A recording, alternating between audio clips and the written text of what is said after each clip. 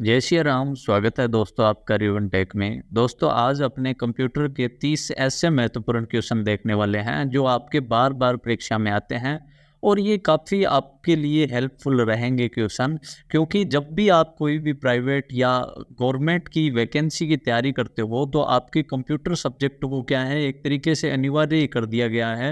हर तैयारी में आपके कंप्यूटर के क्वेश्चन आएंगे, तो इसलिए आपको ये सारे क्वेश्चन पढ़ लेना है, आपके लिए बहुत ज़्यादा हेल्पफुल रहने वाला है। दोस्तों आप किसी भी सर्टिफिकेट या डिप्लोमे की तैयारी भी कर रहे हो तो भी आपके लिए ये क्वेश्चन इंपॉर्टेंट है। तो चलिए दोस्तों अपने शुरू करते हैं। सारे के सारे क्वेश्चन जो है वो अपने एक एक करके करेंगे। और अगर आपने चैनल को सब्सक्राइब नहीं किया है तो सब्सक्राइब कर दे, क्योंकि ऐसे ही क्वेश्चन अपने इस चैनल पे लेके आते रहेंगे कंप्यूटर के। दोस्तों सबसे पहला क्वेश्चन ये है कि कंप्यूटर का आविष्कार किसने किया था? कंप्यूटर के आविष्कारक कौन हैं? ये आपको पता होना चाहिए कि कंप्यूटर के आविष्कारक जो है वो चार्ल्स बेबेज है। दोस्तों अब अपने चलते हैं 2 नंबर क्वेश्चन पे। 2 नंबर क्वेश्चन ये है कि सबसे पहला कंप्यूटर का जो नाम था वो क्या था? दोस्तों सबसे पहला कंप्यूटर जो था उसका नाम था ENIAC। अगर इसकी ये शॉर्ट फॉर्म है, अगर इसकी फुल फॉर्म अपने देखें तो इसका नाम होगा electronic numerical integrator and computer. तो दोस्तों ये इसकी फुल फॉर्म होगी और ये इसकी पिक्चर आपको दिख रही होगी यहाँ पे। ये ENIAC कंप्यूटर की पिक्चर जो है यहाँ पे दी हुई है।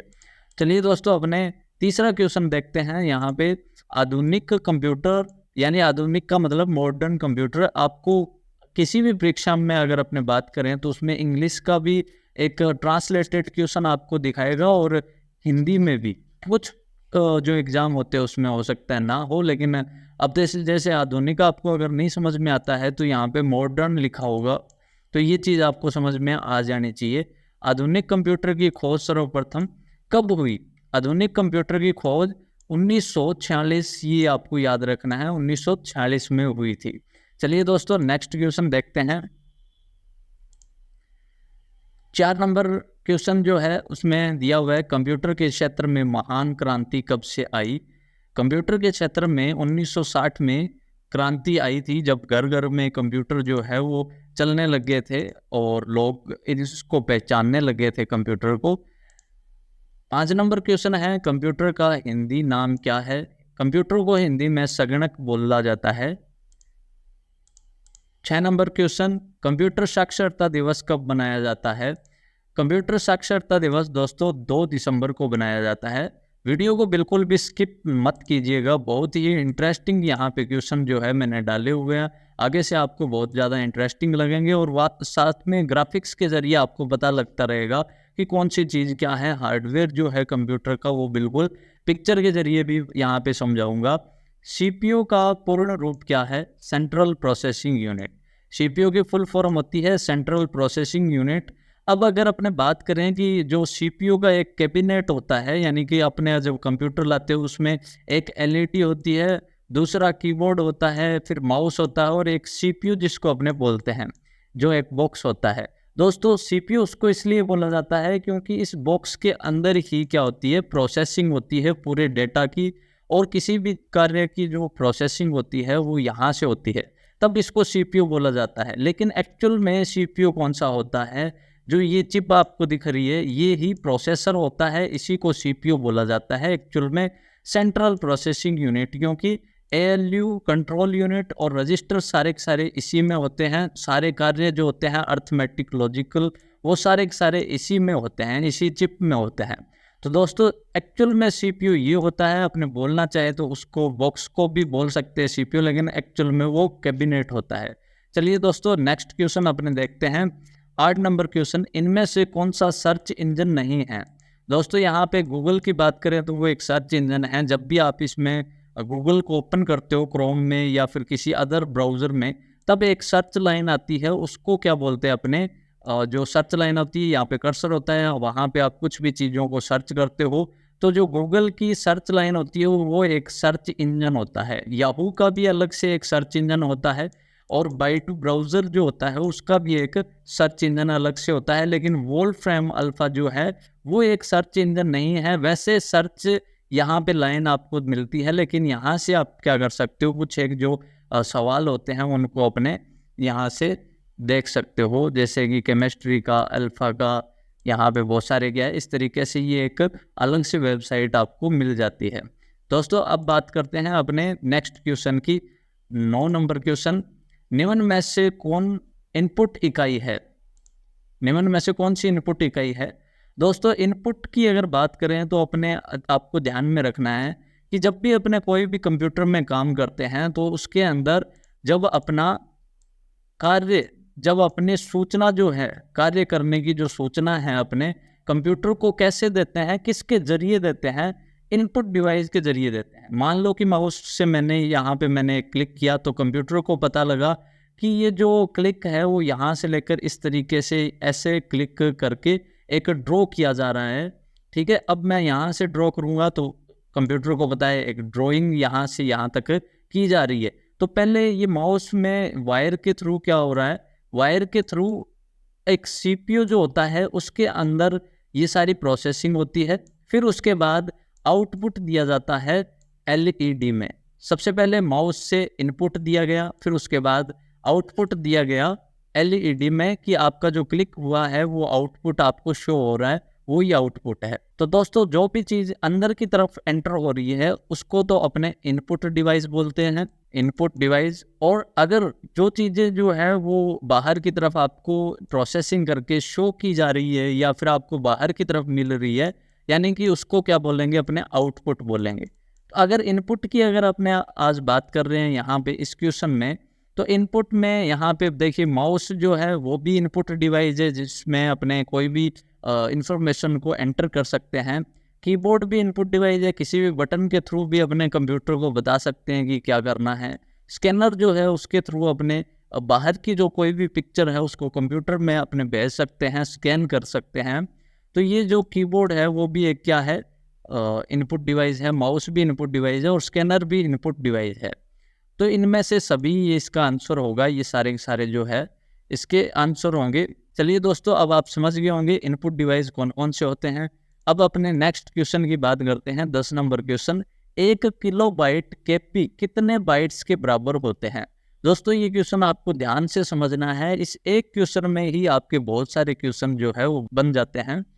यहाँ पे आपको देखिए समझना है, सबसे पहले 1024 जो बाइट्स होगा किसमें, 1024 बाइट्स में 1 केपी आता है, 1 किलो बाइट आता है।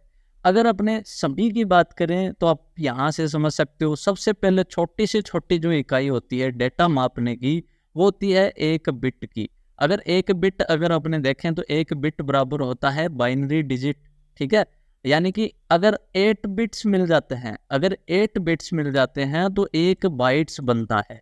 यानी कि जो बाइट्स में स्पीड अपनी आती है कई बार इंटरनेट की, वो यही बाइट्स होता है। अगर अपने देखें कि 1024 बाइट्स जो है वो मिलकर बना देते हैं क्या, 1 केबी, किलो बाइट्स, सॉरी केबी में स्पीड आती है ना, कई बार केबी में आती है, बाइट्स में भी कई बार आ जाती है। इंटरनेट की स्पीड स्लो होता है तब अपना, और मैक्सिमम अपने एमबी में यूज़ करते हैं जो इंटरनेट अपने हाई स्पीड जिसको अपने बोला जाता है, एमबी में बोला जाता है। दोस्तों इसको थोड़ा सा मैं मिटा देता हूँ। यहाँ पे देखिए 1024 किलो बाइट यानी केबी को अपने 1 एमबी मेगाबाइट्स बोल सकते हैं। उसके बाद 1024 मेगाबाइट में कितना होता है, 1 जीबी होता है। 1 जीबी होता है 1024 मेगाबाइट में, 1 ही जीबी होता है। जीबी की फुल फॉर्म यहाँ पे दिया होता है गीगाबाइट्स। उसके बाद गीगाबाइट अगर 1024 मिल जाते हैं तो 1 टेराबाइट्स हो जाता है। 1 टेराबाइट टीबी इसकी शॉर्ट फॉर्म होगी। उसके बाद 1024 टेराबाइट अगर मिल जाते हैं तो उसके बाद 1 पेंटाबाइट जो है पेटाबाइट बन जाता है।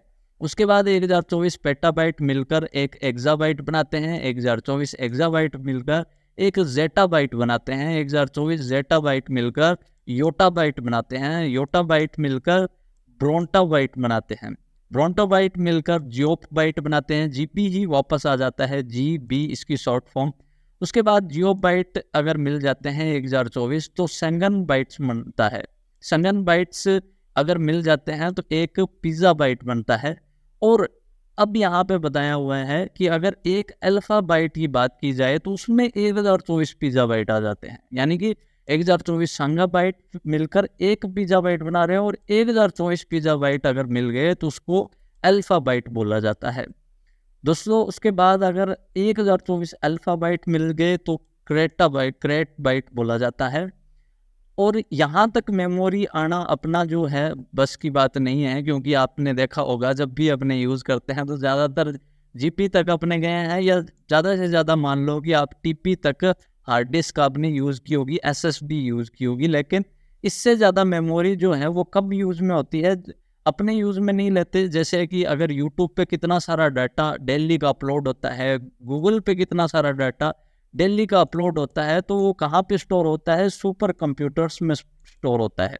और जो मेमोरी होती है वहाँ पे सुपर कंप्यूटर लगे होते हैं, वहाँ पे बहुत सारी मेमोरी होती है जो अल्फा बाइट क्रेट बाइट तक जाती है। और ये भी एक एक जगह पे नहीं होती, बहुत सारी जगह पे होती है। तो इस तरीके से क्या है, डेटा मैनेज किया जाता है। लेकिन अपने को ज़रूरत अभी तक इतनी ज़्यादा नहीं पड़ती, तो यहाँ तक ही अपने सीमित है। लेकिन धीरे धीरे जितना अपने पास डाटा बढ़ रहा है तो ये चीज़ें जो है अनलॉक होती रहेगी, अपने ये भी सामने आती रहेगी। लेकिन आपको ये थोड़ा सा ध्यान रखना है कि इस तरीके के जो ग्राफ है कि इसका आप स्क्रीनशॉट ले सकते हो। इस ग्राफ को आप अच्छे तरीके से रीड कर लेना कि कौन कौन सी जो डेटा मापने की इकाई है आपके एग्जाम में कोई सी भी आ सकती है।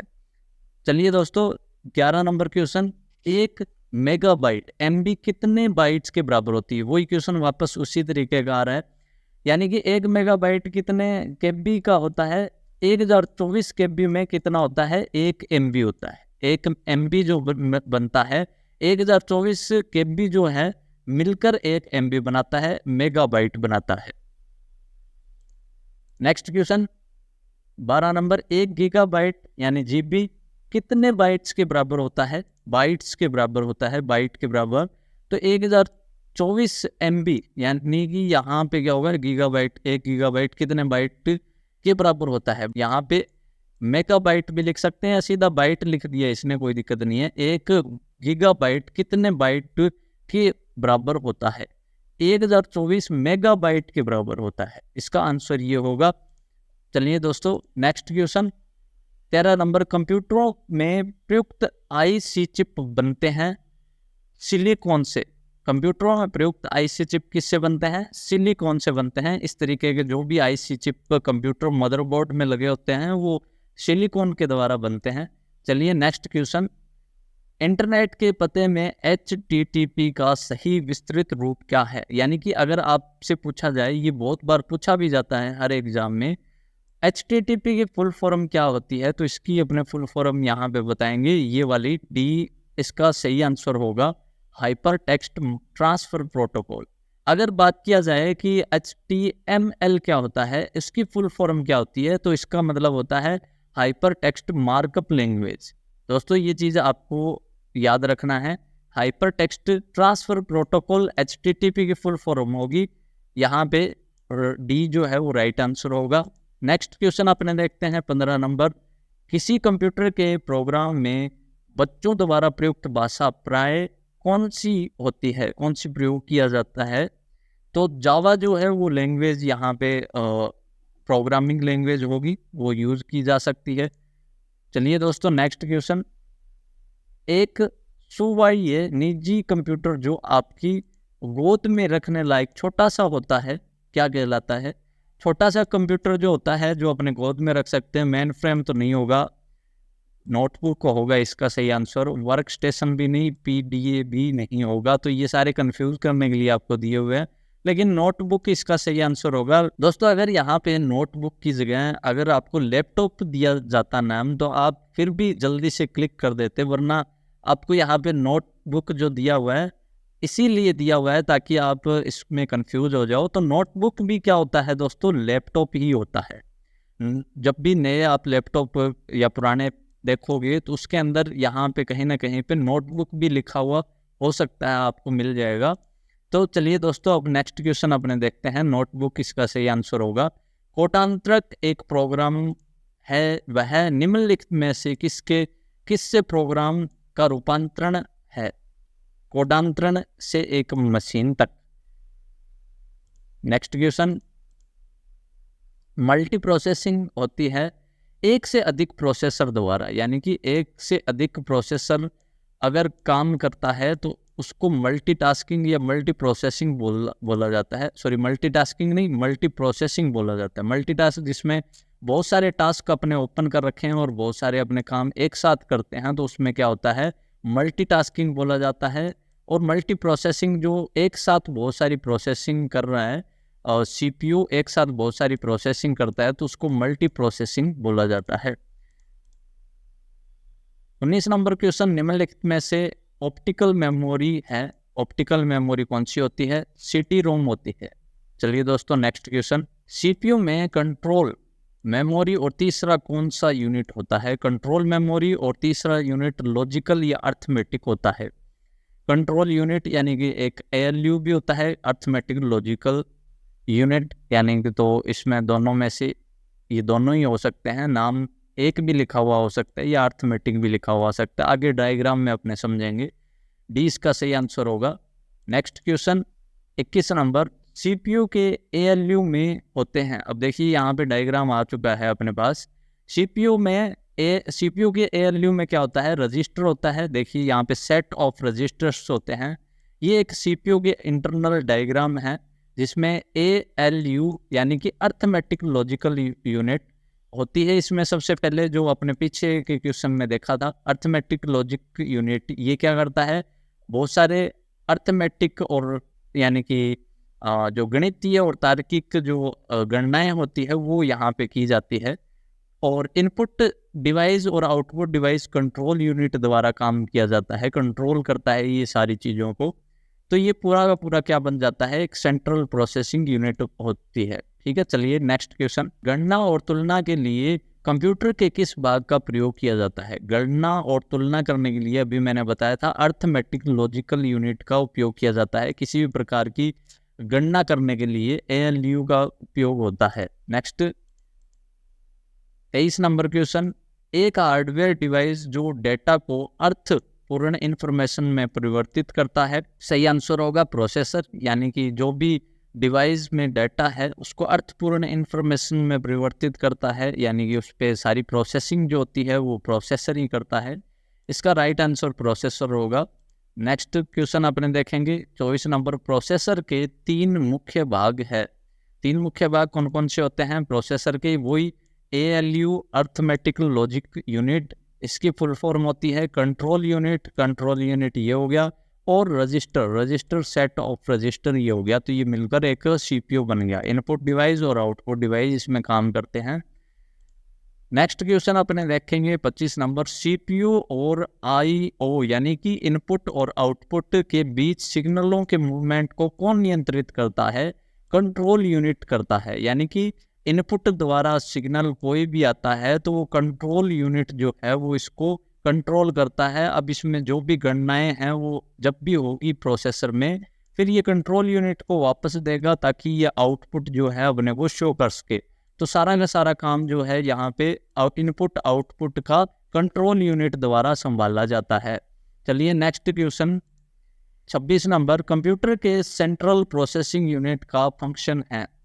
कंप्यूटर के सेंट्रल प्रोसेसिंग यूनिट का फंक्शन क्या है?